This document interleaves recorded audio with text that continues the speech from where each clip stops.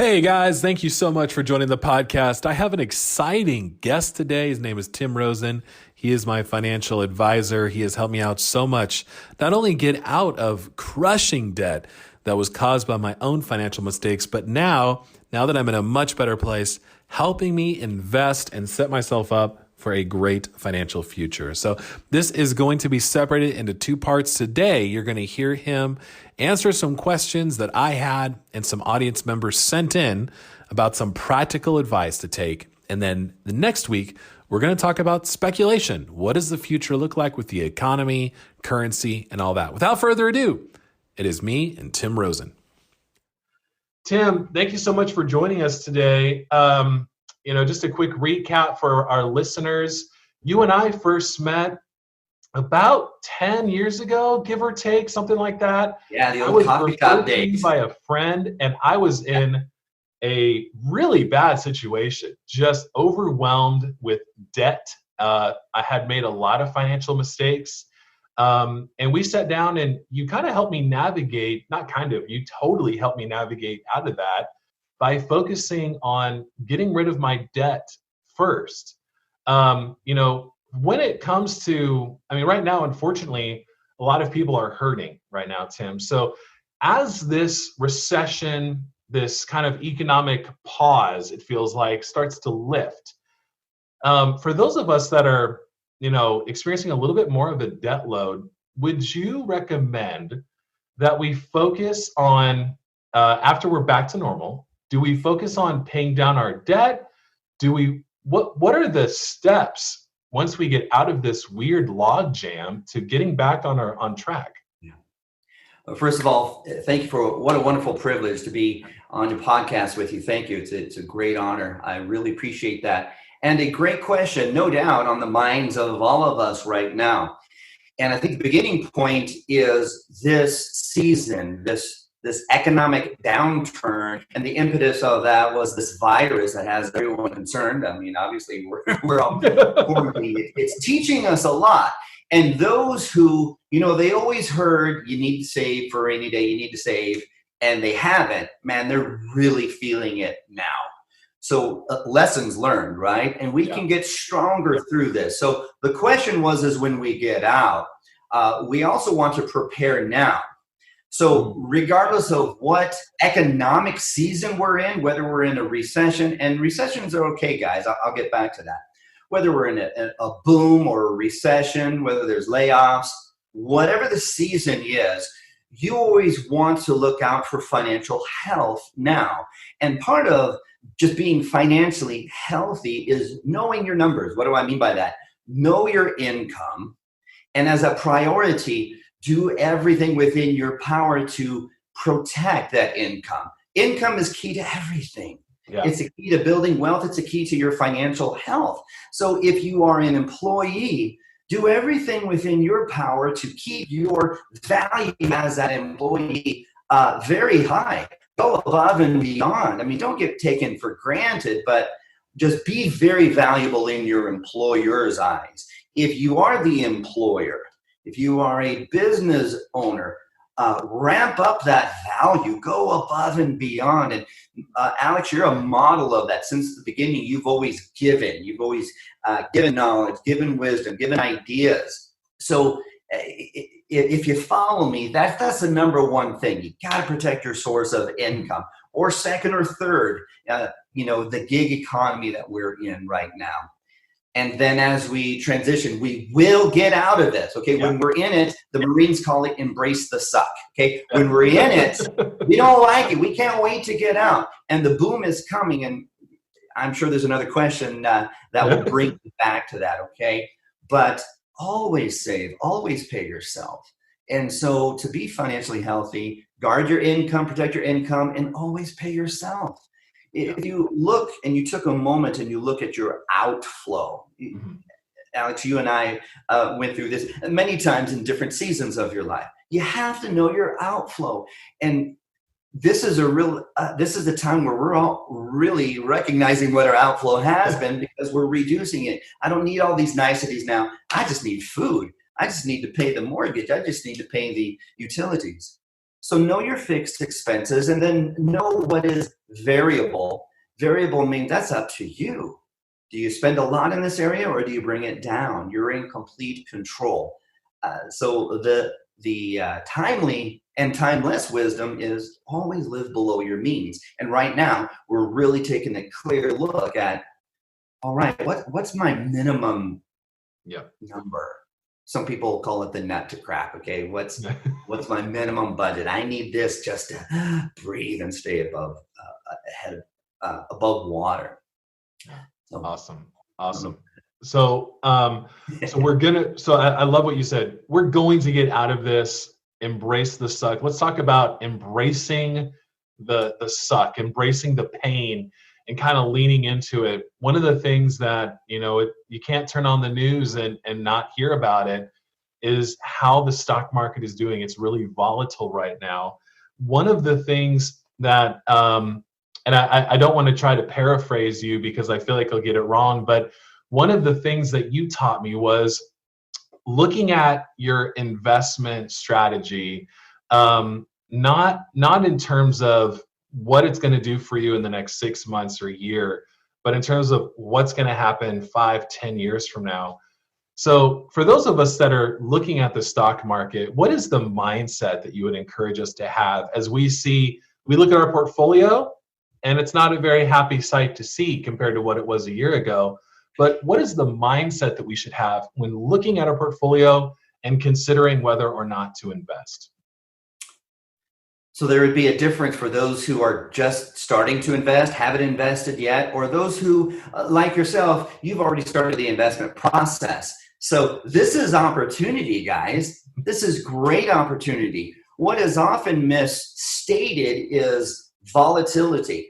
Look, wealth is created because of volatility. Volatility is the movement up as well as the movement down. During times like these, wealth literally transfers from the fearful and the emotional. Those who don't have a plan, those who don't have someone in their corner advising and coaching them, those who are just going to go by instinct, and they sell. They knowingly sell at a loss, a low price point.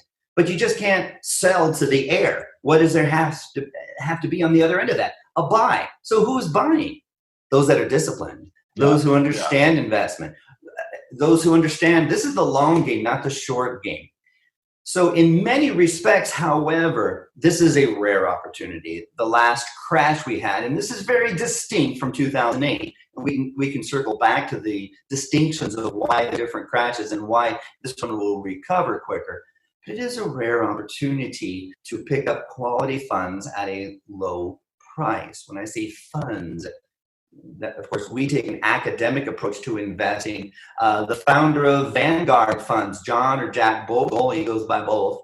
He's deceased now. He says, rather than trying to find the needle in the haystack, which stock should I buy right now while the market is, at the bottom? That's stock picking and speculating. Mr. Bogle says, just buy the haystack. Don't try to find the needle in the haystack, buy the haystack. And so we take an academic approach. Our clients literally own over 20,000 companies across 45 free countries, diversification. So the mindset is, if you've ever wanted to invest, now's the time, not to just throw a couple of bucks at it. You need a plan that includes this season, but a plan that includes what to do when we're out of this season for the next 5, 10, 15 years, depending on your time horizon. I love it. For those of you listening, I want to share what I'm doing just for the sake of transparency. So when I noticed this downturn happening about the second week of March, I reached out and said, hey, I'd love to put a one-time investment to get close to maxing out my IRA personally. And so I invested more into the IRA. And then for the first time, I actually opened up an E-Trade account. I'm sharing this just for information. Please don't follow this and assume it's going to work out, because I don't know if it's going to work out. In the same way of buying the haystack, I personally bought shares in a lot of the airlines that I follow and think are doing well that are getting hit really, really hard by this. And I personally bought a couple different cruise line stocks that I think are at a very big discount right now because of what's happening. And I personally bought a couple shares in restaurants that I love and go to that I think have a strong business model that are suffering. We'll see which one of those investments pan out and which ones lose, but it was diversifying. It was like, I'll buy a little bit of this, a little bit of that. And, we'll see what happens in 12 months from now, whether some of those investments will pan out or some won't. But it's all about identifying what I think are incredible value opportunities to get shares of companies that I think are going to be okay for after this in the next 12 months, and finding value and opportunity there. So that's what I'm doing personally for myself. I have, Tim managing and he's doing a fantastic job. And then I also said, I'm just going to play around a little bit myself with some extras that I have and see what happens. So let's dive into some more of my journey.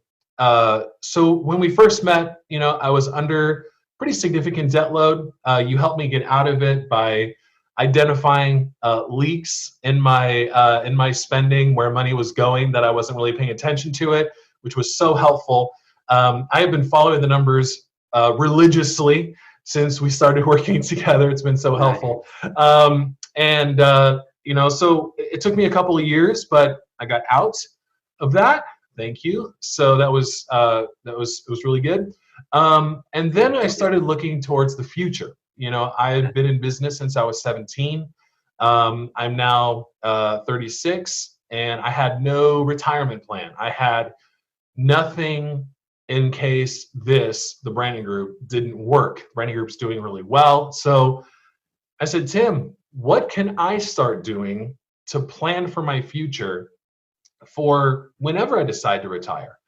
And so my question to you is this, Tim, for those entrepreneurs that are in a successful business right now, but haven't yet started to think about the future. I know you mentioned paying yourself.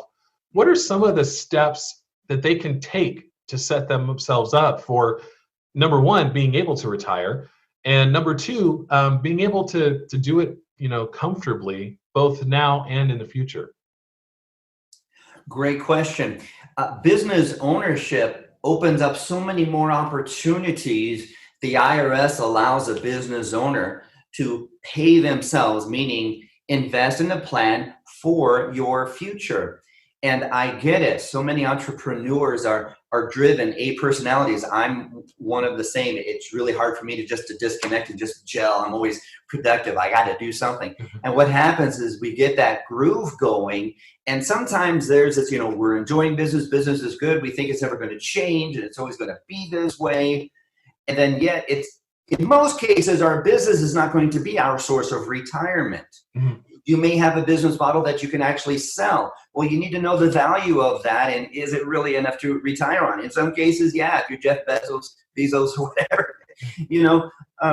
I have friends who are business owners, and I pleaded with them 10 years ago, start something for your future. And now, because they're retail owners, they're at home trying to sell things from home, and they're getting hit hard. They got nothing set aside for their future. So your business and your retirement planning, now I know that may not be a popular or even a fun word, retirement. You got to keep good men down. Let's just say your future need for income when you A, cannot work physically, or B, you want to just stop. There needs to be a source of income. And then so by investing, that gives us the opportunity for our dollars to work for us, to multiply, and to allow us a large accumulation for later. So back to the focus of the question is, what can business owners do? You can set aside for yourself much more than an individual can. An individual in an IRA, you can set aside $6,000 if you're under 50. And you could put aside $7,000 if you're over 50. Now, for those who really want to back the truck up and put in more, especially as a business owner, there are plans that allow you to put up to 25% or $54,000 a year as a business owner.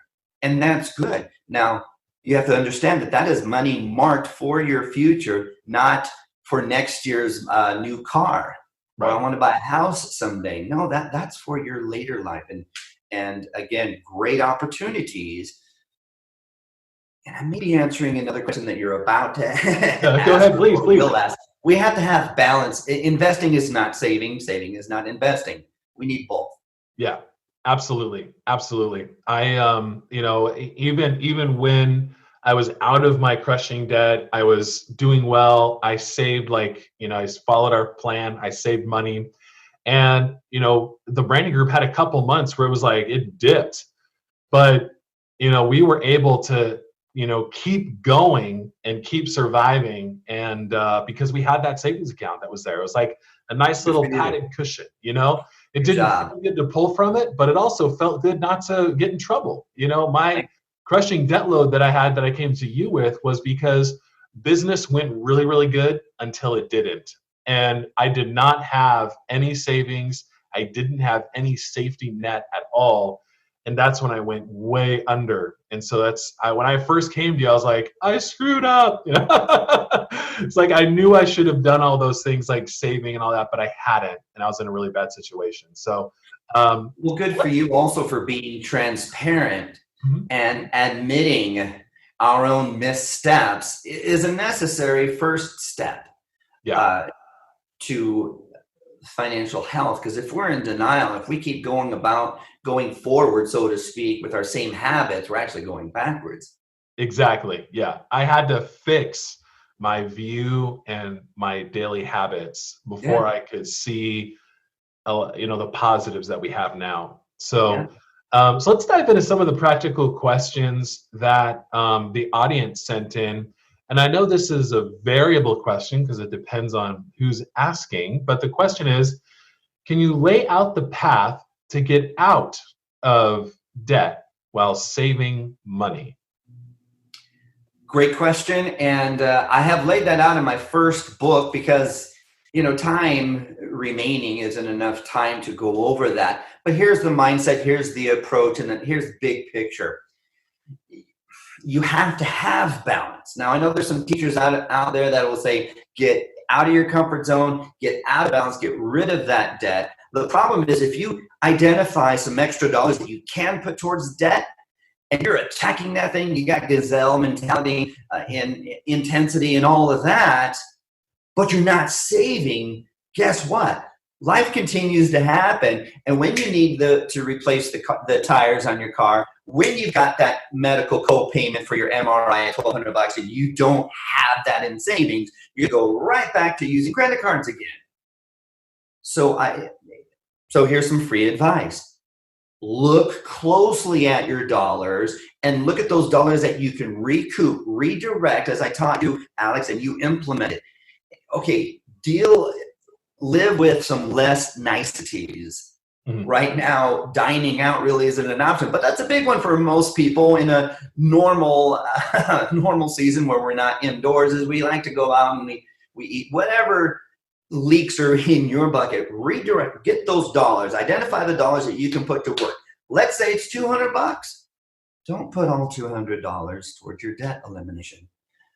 Yes, there's the excitement and the intensity that I want to get rid of this debt. That's good. At the same time, you need to have savings. You've experienced it, Alex. We've all experienced it. So maybe split that $100 in addition to a minimum payment on your credit card. Yes, start with the lowest one.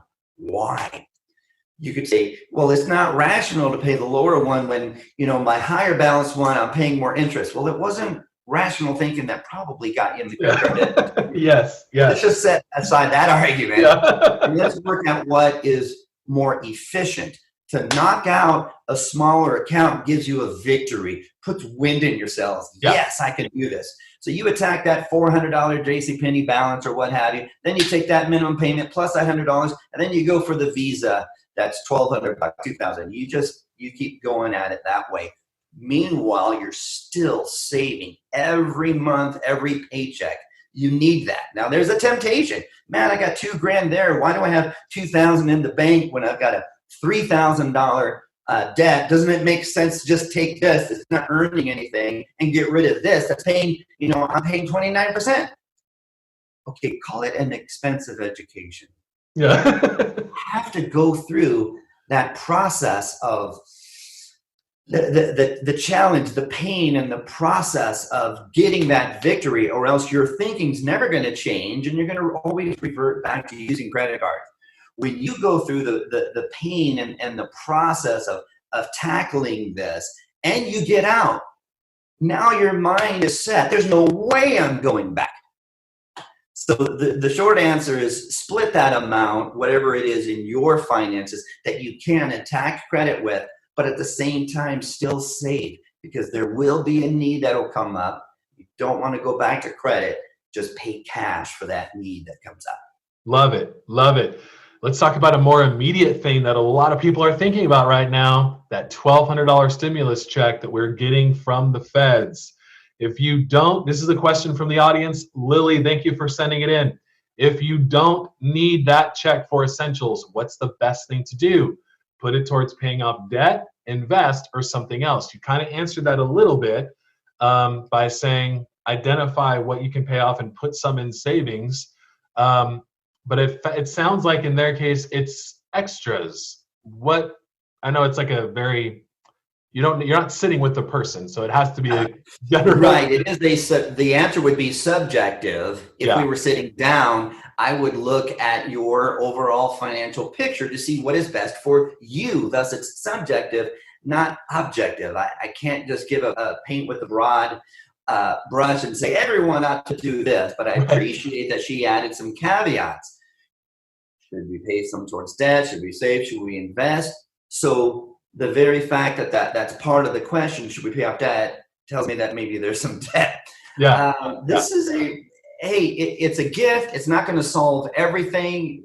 Grateful for it. We can kind of get into the whole economics side of things. It's our own money, taxpayer money coming back to us. But it is the one time, and thankfully you're not dependent upon it. Some people, it's going to be that breath of oxygen because they've been suffocating financially. So if you don't need it, but you want to be wise with it, why not split it up? Take a look at your debt.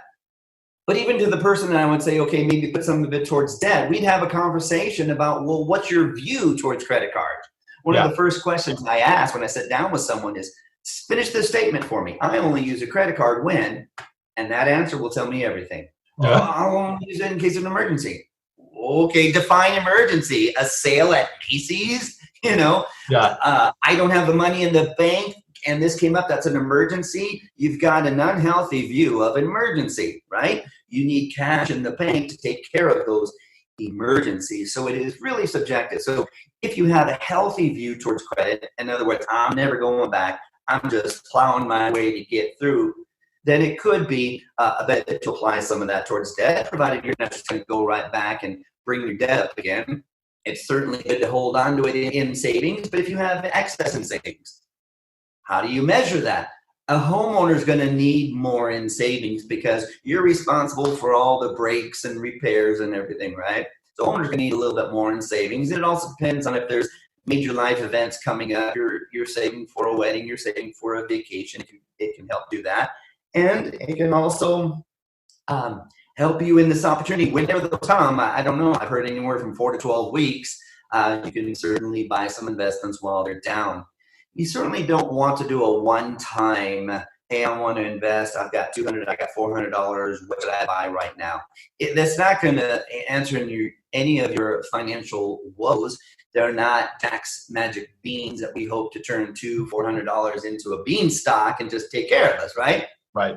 So part of building wealth and financial health is just that steady every month investing. So bringing that back to investing. So I guess the answer, depending on your situation, why not give a portion here, a portion here, and a portion here, split it up? I love it. Similar question coming in from Joshua. He said, I have $200 to invest in right now. What do I choose? And I know that you have to be careful on how you answer that with specific stocks, but how would you guide someone who the stimulus came in, maybe their debt's paid off, their savings are good, they have some extra money, and they're going, man, I see opportunity. What would you advise that person to do with their sum? Okay, so here's the tough love answer, okay? So this is my home office, and you hear the little puppy in the background. I'm going to say that you're asking the wrong question, okay? Here's why. Successful investing isn't a one-time opportunity. I'm sure you're wanting to get the biggest bang for your buck. I mean, even if you doubled it, okay, great, you have $400. Now what? You know, and then the markets go, we're out of recession, the markets are back up, and we're back to business as usual. What do? You sell those shares, you got $400, then what? So not to demean the amount, I'm talking about the approach. Yes, we are in a very unique opportunity. It hasn't happened in 12 years since the last downturn of 2008. We can all look back as geniuses now, like, oh yeah, if I would have bought Bank of America at $4 now. Yeah, if I would have bought Citibank at $1, it is unique. But I'm not a big fan of one-time shots in the arm because, again, what's the big picture? What is it going to do for you? Maybe take some of that money and then invest in a coach, invest in an advisor. Alex, you talk about investing in your business. What if you can multiply that with knowledge and wisdom and a plan that will help you make tens and hundreds of thousands of dollars rather than how can I turn this $200 around quicker? Yeah, I love that. Yeah, I am all about right now. There's so many great opportunities to get education at a discount because the people that are selling the courses are going, how can I get my course into more people's hands? So I'm personally investing in the courses for my team as well. I love that answer. Me both. Yeah. Hey guys, that was a fantastic first part to the interview. Join us next Monday when we talk about how Tim sees the future. We're going to talk about paper currency. We're going to talk about what industries are going to be forever changed by this coronavirus pandemic and the economic shutdown that occurred, what was reset. It is going to be eye-opening, and I think you're going to get a lot of fun information out of it. So come back next Monday when we talk again with Tim Rosen.